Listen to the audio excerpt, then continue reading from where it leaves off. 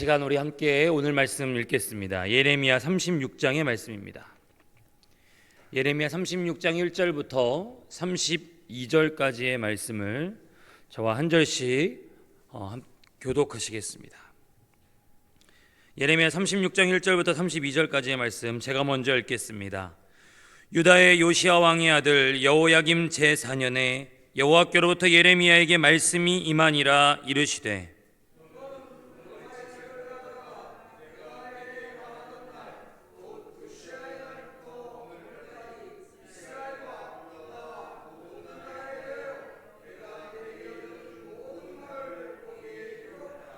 유다 가문이 내가 그들에게 내리려 한 모든 재난을 듣고 각기 악한 길에서 돌이키리니 그리하면 내가 그 악과 죄를 용서하리라 하시니라.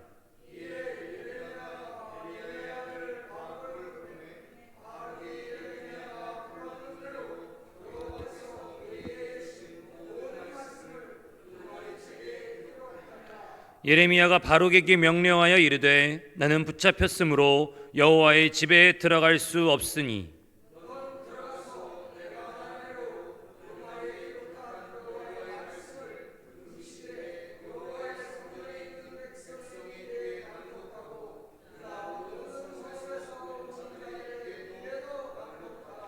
그들이 여호와 앞에 기도를 드리며 각기 악한 길을 떠나리라. 여호와께서 이 백성에 대하여 선포하신 노여움과 분이 크니라.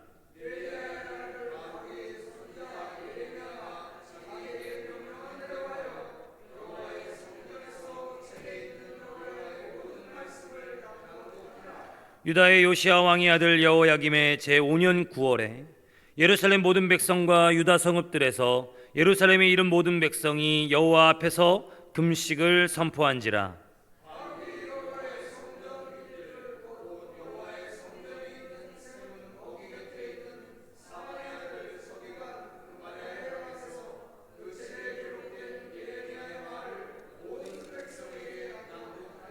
사반의 손자요 그마리아의 아들인 미가야가 그 책에 기록된 여호와의 말씀을 다 듣고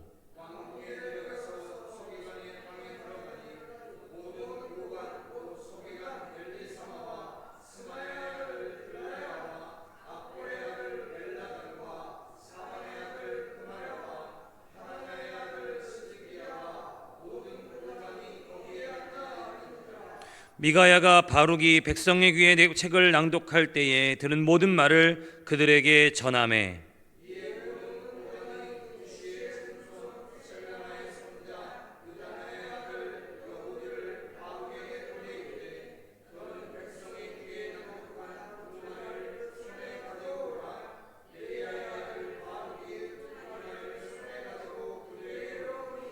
그들이 바룩에게 이르되 앉아서 이를 우리 귀에 낭독하라. 바룩이 그들의 귀에 낭독하매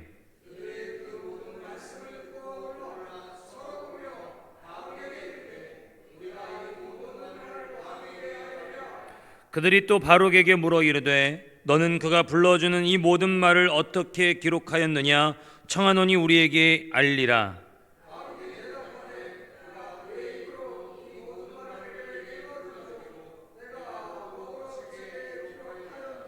이에 고관들이 바룩에게 이르되 너는 가서 예레미야와 함께 숨고 너희가 있는 곳을 사람에게 알리지 말라 하니라.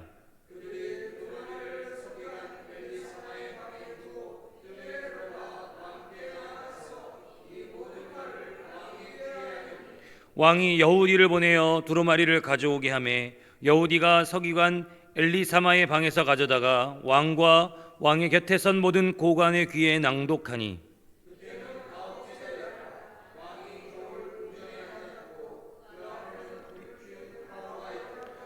여우디가 서너 쪽을 낭독하면 왕이 칼로 그것을 연하여 베어 화롯불에 던져서 두루마리를 모두 태웠더라.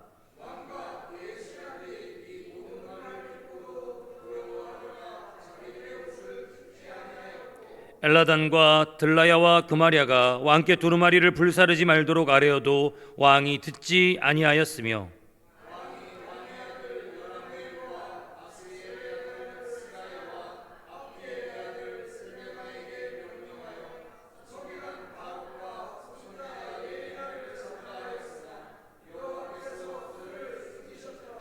왕이 두루마리와 바룩이 예레미야의 입을 통해 기록한 말씀을 불사른 후에 여호와의 말씀이 예레미야에게 임하니라. 이르시되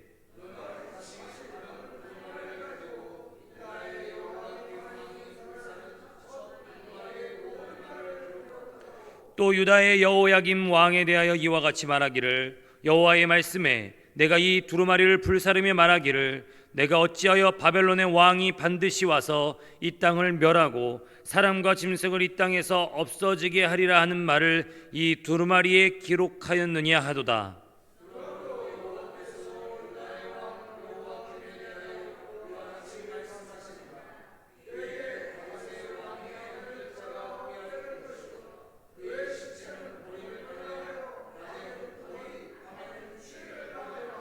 또 내가 그와 그의 자손과 신하들을 그들의 죄악으로 말미암아 벌할 것이라.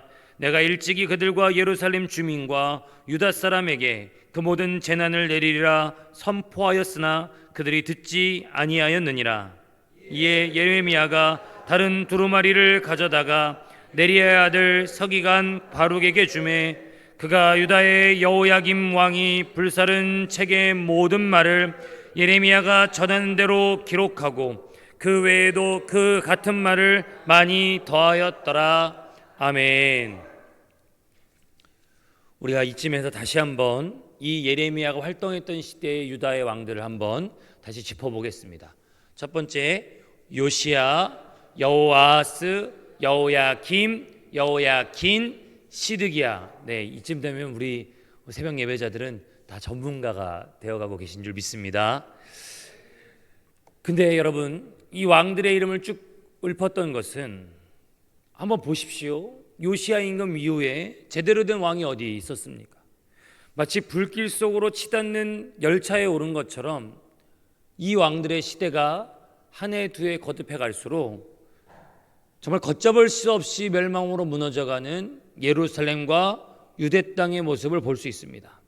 그러나 그들에게 기회가 없었던 것은 아닌 듯 보입니다. 하나님께서는 예레미야를 통해 누차 진노한 얼굴로 진노한 목소리로 언약 백성들을 향해 엄포를 놓으셨지만 심판을 예고하셨지만요, 정작 끝끝내 이 백성이 돌아오기를 원하셨기 때문에 오늘 예레미야에게 두루마리 책을 기록하게 하십니다. 그리고 어쩌면 오늘이 이 언약 백성들에게는 마지막 기회였을지도 모르겠다 싶습니다. 그래서 여호야김 4년에 서기관 바룩을 데려다가 예레미야는 하나님이 요시야 임금 때로부터 지금에 이르기까지 알려주신 모든 예언의 말씀들을 다 기록하게 됩니다. 그러면 이 유다 가문이 이 모든 예언의 총정리를 듣고 마지막으로 돌이키리라 라고 하나님도 기대하셨고, 하나님의 이 말씀 때문에 예레미야 또한 기록하고 총정리를 하면서 하나님의 마지막 희망이 여기 있지 않을까 내심 기대했겠죠. 그리고 바룩에게 정기적으로 금식하는 날에 여호와의 성전에 가서 이 모든 예언들을 두루마리를 읽어주라고 지시했을 때 그랬더니 놀랍게도 반응이 없지 않았습니다. 성전 안에 있었던 고위 관리들이 바룩이 전하는 예레미야의 이 모든 예언을 총망라한 것을 쭉 듣고 굉장히 놀라서 자기들의 방에 따로 불러다가 따로 이 말씀을 읽고 듣게 했던 것입니다. 여기서 이 고위 관리들이 놀랬다는 장면에서 우리는 하나님이 예언자들에게 주신 예언의 정체가 드러납니다. 다시 한번 말씀드리지만 우리가 흔히 예언이라고 하는 것은 마치 미래를 점치고 개인의 길흉화복을 이야기하는 것이 예언이다 쉽게 생각하지만요, 성경에서 말하는 예언은 다릅니다. 모든 대예언서에 꼭 등장하는 것이 뭐냐면 바로 열방에 대한 심판의 예언이죠. 하나님은 고대 근동 한 구석의 작은 시골 마을 이 남루하고 보잘것없는 예언자를 일으키셔서 그의 말과 입을 통해 세계 역사의 판도와 흐름을 꿰뚫어 보게 하셨습니다. 그래서 예언자들에게 주신 예언은 먼저는 하나님이 이 땅을 어떻게 다스리고 계신지에 대한 하나님의 세상 경영에 대한 말씀입니다. 그리고 그 안에 제사장 나라로서 이 나라가, 이 백성들이 어떠한 역할들을 감당해야 될지, 그러나 그것을 감당하지 못했을 때 닥치게 될 하나님의 공의와 정의가 담긴 것이 바로 예언서입니다. 그리고 이스라엘과 유다와 관련되어 있는 여러 열방의 흥망성쇠를 이야기하시고, 그 끝에 하나님의 새로운 역사의 의로운 한 가지, 한 싹 다윗의 계보로부터 오시는 이로 말미암아 하나님의 날에 결정적인 구원과 회복이 있으리라. 이것이 하나님이 이 세상을 다스리시고 하나님이 구원의 진전을 이루시는 그 하나님의 계획에 총망라된 것이 바로 예언서인 것이죠. 단순히 개인의 길흉화복이 아니라 내가 내일 누구를 만나고 어떤 사람들을 만나야 복받는다, 이런 것이 아니라 말이죠. 왜 이 고위 관리들이 예레미야의 두루마리를 듣고 놀랐을까요? 이제껏 그들은요, 예레미야의 예언이 단편적으로만 들렸습니다. 그저 불만 많은 아나도 출신의 제사장의 불평 정도로 치부했습니다. 늘 까칠한 사람의 불만 많은 목소리 정도로 외면했었습니다. 그런데 지금 예레미야의 말들을 요시야 때부터 지금까지 쭉 모아놓고 보니까 국제 정세의 흐름에 굉장히 익숙했었던 이 고관들이 보기에 이 예언이 하나같이 적재적소에 꼭 필요한 말씀이었고, 그 시대를 꿰뚫어 보는 말씀임을 그들은 분명하게 깨닫게 되었던 것입니다. 하나같이 요시야 때, 여호아하스 때, 그리고 여호야김 시대에 다 들어맞았었습니다. 제사장 나라로서 우리가 그때 어떻게 했어야만 했고, 어떻게 외교를 해야만 했으며, 어떻게 그때 하나님 앞에 엎드려 위기를 돌파해야 됐는지 그 예언의 두루마리를 역사적으로 쭉 모아놓고 보니까 그제서야 그들의 잘잘못이 더욱 분명하게 드러나 보였던 것이죠. 그래서 이들은 일단 예레미야와 바룩을 숨기고 이 두루마리를 들고 여호야김을 직접 찾아가 그 왕의 귀에 들려줘야 되겠다 싶었던 것입니다. 그런데 왕의 반응은 정말 끔찍하기 그지없었습니다. 우리 24절에서부터 26절의 말씀을 같이 읽겠습니다. 24절부터 26절입니다. 시작. 왕과 그의 신하들이 이 모든 말을 듣고도 두려워하거나 자기들의 옷을 찢지 아니하였고, 엘라단과 들라야가 그마랴가 왕께 두루마리를 불사르지 말도록 아뢰어도 왕이 듣지 아니하였으며, 왕이 스라야와 압디의 아들 셀레마에게 명령하여 서기관 바룩과 선지자 예레미야를 잡으라 하였으나 여호와께서 그들을 숨기셨더라. 저는 예레미야가 고관들이 두루마리를 들고 왕궁으로 들어간다고 했을 때, 바룩의 이 전한 말을 들었을 때 저는 분명 희망을 품었진 않았을까 생각합니다.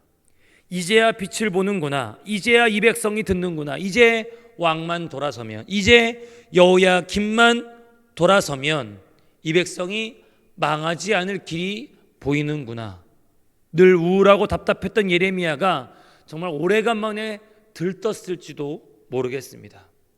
그러나 돌아오는 반응은 그 두루마리를 불사르고 예레미야와 바룩을 잡아 죽이라는 명령뿐이었습니다. 마치 갈멜산 대첩에서 승리하고 여호와의 살아계심을 온 이스라엘에 드러내 보였음에도 불구하고 이세벨에게 목숨의 위협을 당했던 엘리야처럼 말이죠. 희망을 잃어버리고 목숨의 위협을 당하는 예레미야의 처지가 이 두루마리를 읽고 선포한 결과였습니다. 우리 또한 마찬가지입니다. 우리는 자주 소망합니다. 자주 기대합니다. 그것이 개인적인 욕심이 아니라요, 선하신 하나님의 뜻이 우리 가정과 우리 사업장과 교회와 이 나라 이 민족 가운데 나타나기를 간절히 기도하고 바랍니다. 그래서 기도하고, 그래서 전도하며, 그래서 예레미야와 같이 이제 뭔가가 시작되겠구나 싶어서 잔뜩 기대하는 것이죠. 그러나 정작 그 변화가 나타나지 않으면, 하나님의 뜻이 멀게만 느껴지면 자주 좌절합니다. 자주 낭망합니다. 오히려 이전의 열심을 다 뒤집어 엎는 무기력함으로 여러분 신앙생활의 생기를 잃어버리는 것이 상황과 환경과 조건에 부딪히는 우리의 연약한 신앙이 아닌가 싶습니다. 여러분 그렇게 얼마나 많은 사람들이 이 길에서 떠나갔습니까? 얼마나 많은 사람들이 일하시지 않는 하나님, 움직이시지 않는 하나님께 실망했습니까? 그런데 우리가 기억해야 될 것이 있습니다. 우리의 어떠한 상황과 환경과 변하지 않는 우리 눈앞에 있는 닥친 모든 모습 속에서도 우리는 흔들리고 우리는 넘어지고 우리는 낭망하지만 하나님은 흔들리지 않으시는 줄 믿습니다. 여호야김의 이 반응에도 오히려 예언의 말씀을 가볍게 여기는 이 태도에도 하나님은 흔들림 없이 예레미야를 지키시고 바룩을 지키시며 다시 일어서라고 하십니다. 그리고는 새로운 다른 일을 맡기지 않으십니다. 똑같은 일을 한 번 더 다시 두루마리를 한 번 더 기록할 것을 말씀하시죠. 여러분 이것이야말로 하나님의 고집입니다. 이 거룩한 고집이 왜 소중합니까? 하나님은 예레미야에게 주신 이 예언의 말씀들에 자신이 있으셨던 것이죠. 반드시 이 일들은 이루어지게 되어 있었습니다. 하나님의 말씀 앞에 돌이키지 않는 이 백성에게 심판이 있을 수밖에 없었습니다. 그리고 이 말씀을 돌판이 아닌 마음판에 새기는 새로운 언약을 맺을 날이 반드시 오리라 하나님은 확신하셨고 내다보셨고 이미 하나님의 눈에는 그 모든 새로운 언약의 날들이 이루어진 것과 다름없었죠. 나중에 될 거야가 아니라 하나님의 말씀이기에 수백 년 전, 수천 년 전 역사지만 반드시 이루어진 것입니다. 마치 우리의 구원처럼 말입니다. 우리 이미 구원받았습니다. 그러나 아직 구원의 완성을 이루지는 못했습니다. 하지만 우리는 구원받은 것만큼은 확실합니다. 왜냐하면 하나님께서 예수 그리스도로 말미암아 우리를 자녀 삼아 주셨기 때문에 구원의 완성을 이루지 못한 우리일지라도 하나님의 눈에는 우리가 구원받은 것이 확실한 것이죠. 그 언약의 말씀을 우리 마음판에 새겨주셨습니다. 성령으로 그 말씀이 생각나게 하십니다. 떠오르게 하십니다. 적용하게 하십니다. 그러니 이제 우리에게 남은 것은 계시록의 말씀처럼 마지막 때에 어린 양의 승리의 자리에 함께 서는 영광인 줄 믿습니다. 우리에게는 멀게 느껴지지만요, 하나님께는 이미 이루어진 것이죠. 하나님께서 이미 말씀하셨기 때문인 줄 믿습니다. 그래서 예레미야도 좌절하지 않고 다시 일어나 예언의 두루마리를 기록합니다. 하나님이 포기하지 않으시니 예레미야도 포기하지 않습니다. 우리 또한 마찬가지입니다. 기도가 이루어지지 않아 복음이 내 사랑하는 가족들에게 다 증거되지 못하여서 내 선한 일들이 빛을 보지도 못하고 누구에게도 인정받지 못해서 우리는 더 이상 쉽게 포기하고 좌절하고 낙심할 것이 아닙니다. 위기 상황에서 하나님의 보호하심과 위로를 받은 예레미야처럼, 그래서 다시 일어나 똑같은 일을 고집스럽게 반복하는 예레미야처럼 우리 또한 다시 우리의 사명의 자리에 고집스럽게 서야 될 줄 믿습니다. 하나님이 포기하지 않으시니 우리도 포기하지 않습니다. 하나님이 이루실 것이니 우리 또한 그날을 이미 이루어진 것처럼 기다리는 것입니다. 사도 바울의 권면처럼 말이죠. 제가 갈라디아서 6장 9절의 말씀을 읽어드리겠습니다. 우리가 선을 행하되 낙심하지 말지니 포기하지 아니하면 때가 이름에 거두리라. 아멘. 때가 이름에 거두리라 약속하십니다. 이 사순절에 예레미야와 같이 인간적인 좌절과 낙심을 모두 떨쳐버리고 거룩한 일들을 위하여 다시 일어서는 새벽 예배자들 되시기를 주님의 이름으로 축복합니다.